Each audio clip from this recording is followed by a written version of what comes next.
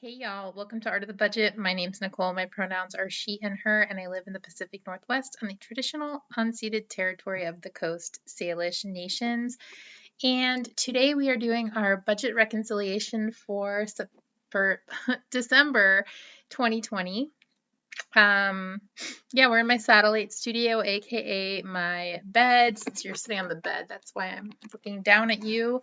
And I just had to shoot this video because I was just reconciling my budget. I wasn't really planning to shoot the video, but ouch, man. Yeah, I just have to say, like, well, I just have to say that it sucks worse to bust your budget when you've had unexpected income than when you haven't. That's just the feeling I'm feeling right now. Now, look, don't get me wrong. I can look back on many years and years and years of, just not really having enough money to cover the basics. And of course, some of that is by choice because of being an artist. I sometimes chose a more unstable life in exchange for more freedom. But also just sometimes working like minimum wage or near minimum wage jobs and just not really having enough to cover the basics. And even,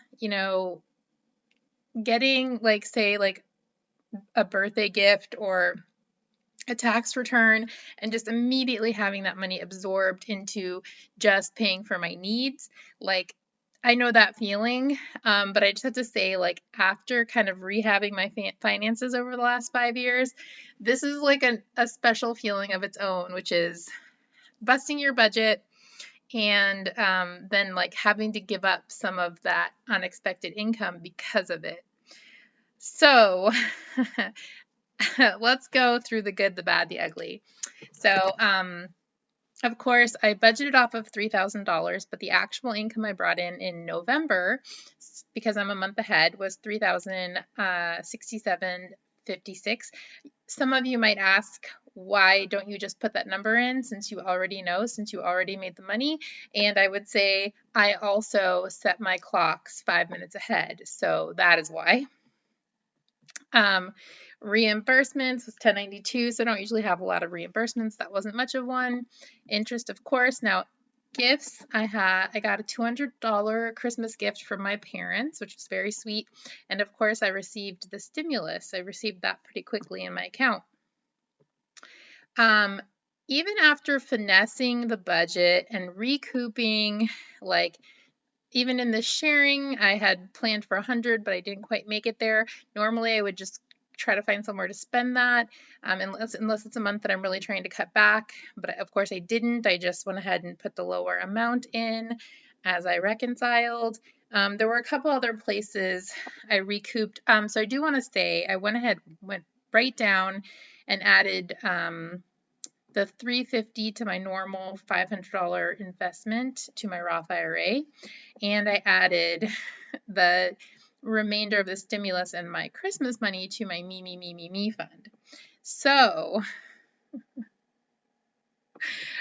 this is my overage after allocating those to where I would like them to go. Now, sorry, to get back to what I was saying, even after finessing and reconciling the budget, so I had planned for 40 in electricity. I only spent 27.11. I had planned for 60 in gas. I only spent 36.10. I had planned to put about $70 into the cat fund, and even after making that zero, so that would be the good, where I was under. Because of the places where I was over, the fun category should have been 100. It's 219.16. Grocery category should have been 300. It's 461.89. Restaurants wasn't too bad. I had allocated 50 and it was 73.41. Gosh, even the Kittles were a little under their 250. Gifts, I had allocated about, wait, actually, is this right? Oh wait, hold on a second.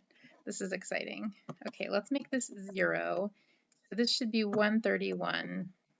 This is one thing that's a little confusing with every dollar is sometimes the funds can get a little confusing. Okay. So I did fix that. So I had planned to allocate, I think I had planned for $100, so I was $30 over. Okay.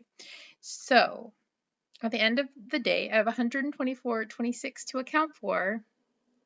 And I mean, normally in a month where I didn't have unexpected income, this would have to come out of savings somehow.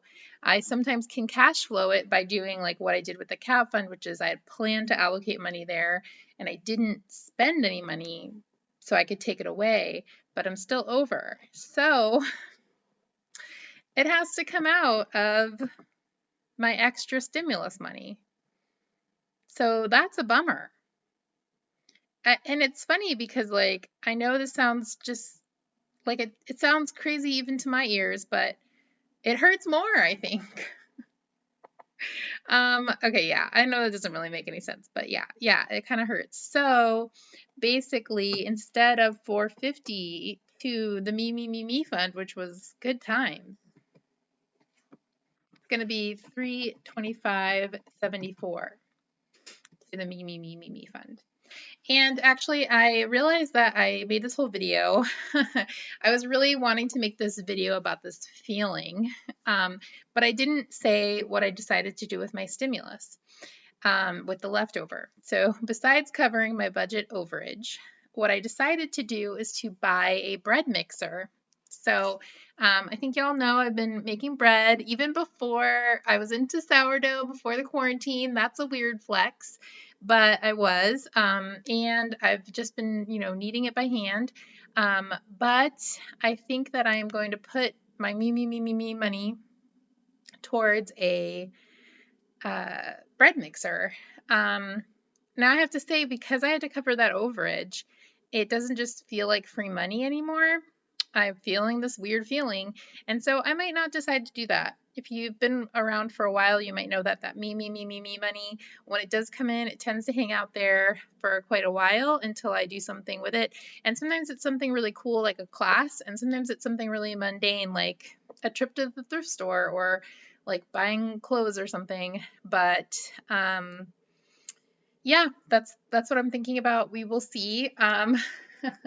Let me know if you are not someone who makes a video that I've probably already watched.